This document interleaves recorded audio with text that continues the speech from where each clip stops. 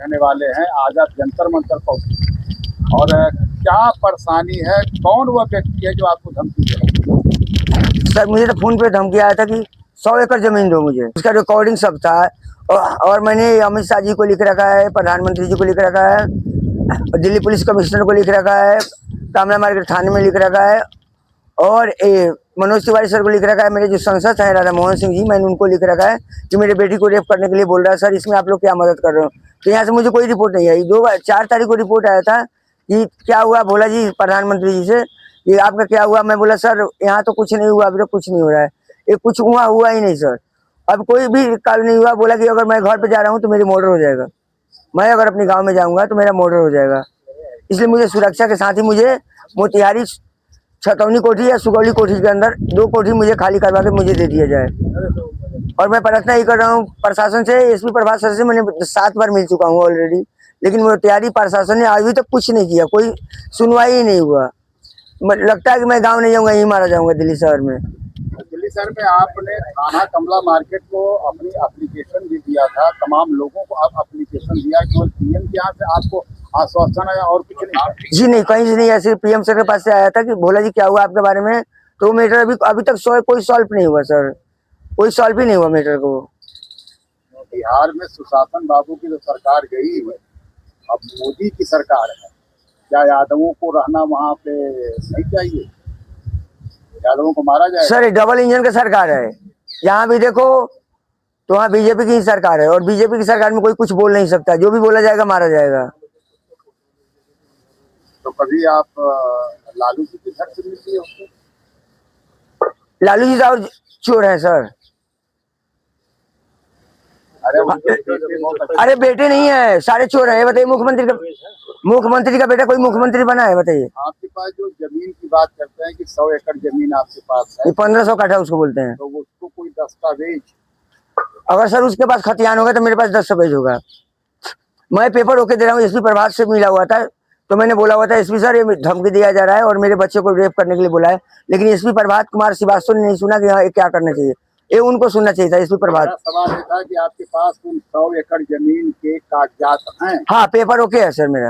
वो पेपर दे पाएंगे? जी जी बिल्कुल। अब तो आपकी मोबाइल चालू हो गई, ये दे दीजिए। जी मैं दे दूंगा पेपर, 2 दिन 3 दिन में दे दूंगा पेपर, ओके दूंगा मैं आपको। मैंने मैं आज क्या देंगे?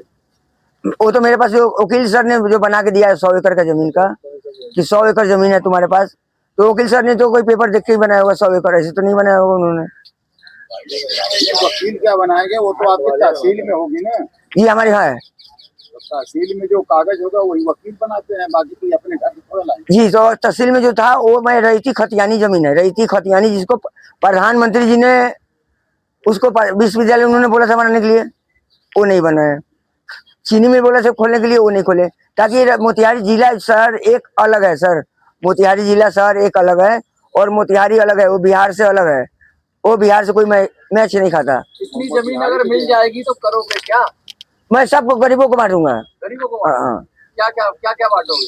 मैं गरीबों को मकान दूंगा और 127 लड़कियों कन्याओं को तो शादी एक साथ कराऊंगा, जिसको मैं 4 व्हीलर दूंगा। अच्छा, उनको कन्याओं को 4 व्हीलर दोगे? हाँ कन्याओं को 127 शादी एक ही साथ कराएंगे बेटा का, हर साल में 1 करोड़ रुपए रोज बांटा जाएगा। मोतिहारी एसपी प्रभात जहाँ पे बैठते हैं, मोतिहारी शाखा जिसको बोलते हैं जनता दरबार, वो जनता दरबार में कोई सुनवाई नहीं होती है, जनता दरबार में सर कोई सुनवाई नहीं होती है, सिर्फ जाइए और पेपर देखते हैं और बोलते हैं ठीक है जाओ। ऐसा तो नहीं कि नेतागिरी करने लग जाओ फिर तुम भी? मैं कोई राजनीति नहीं करूंगा सर, मैं कोई राजनीति नहीं, राजनीति मुझे आने नहीं है। ऐसा आ जाएगा तो राजनीति नहीं आई डोंट नो सर, मैं बिल्कुल राजनीति नहीं करूंगा, मैं गरीबों की सेवा में रहूंगा। 1 करोड़ रुपए रोज बढ़ेगा वहाँ। 1 करोड़ बांटोगे? जी। अच्छा एक चीज बताओ कि आपने अब तक क्यों नहीं आवाज उठाई? सर आवाज नहीं उठेगी, मेरी माँ एक कचोरा था सर, जिसमें मेरी माँ केशव पान भंडार की दुकान पे खाना लेके जाती थी, और उस समय मैं 3 साल 14 दिन का था, तो वहाँ पे हमें इतना 5 कैरेट लगाते थे तो केशव पान भंडार की चौकी तक पहुँचते थे।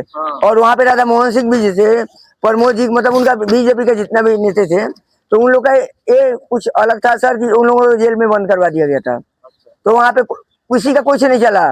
तो वहाँ एसपी सर को मैंने ऑर्डर किया, उनके बीवी को बोला, तो उन्होंने खाना पानी, जेलर साहब ने मुझे उठा के ले गया था, तो मैंने उनका नलके उलके जितने थे सब मैं खोला, सब वो लोग जान रहे हैं, उन लोग का पार्टी का आदमी है। लेकिन मैं राधा मोहन सिंह से मिलने गया तो उनके पीओ में नहीं मिलने दिया, पीओ बहुत ज्यादा घमंडी है सर। पीओ को तो मिलने चाहिए। मैं मोतिहारी शहर से ही आया हूँ और पर्सनली किसी से मिलने आया हूँ, तो मुझे मिलने देना चाहिए ना, उनसे मिलवाना चाहिए। तो बोल रहे हैं जाओ खतियान है, और मैं कोई ऐसी कर्मचारी मैं कर्मचारी थोड़ी हूँ जो मुझे तुम खतियान दिखा रहे हो। जाओ राधा मोहन सिंह से बाद में मिलना। मनोज तिवारी सर के पास भी गया था, तो मनोज तिवारी का पीओ भी नहीं मिलने दिया। उनका एक हिमांशु है, तो उन्होंने नहीं मिलने दिया। मैं बोला इन लोगों से मिलने से कोई फायदा नहीं। तो मैं प्रधानमंत्री को सीधा बोला कि प्रधानमंत्री जी मेरे आप सुनवाई करेंगे, और वहां से सुनवाई नहीं तो हम कहाँ जाए सर, डबल इंजन के सरकार में मैं कहाँ जाऊँ।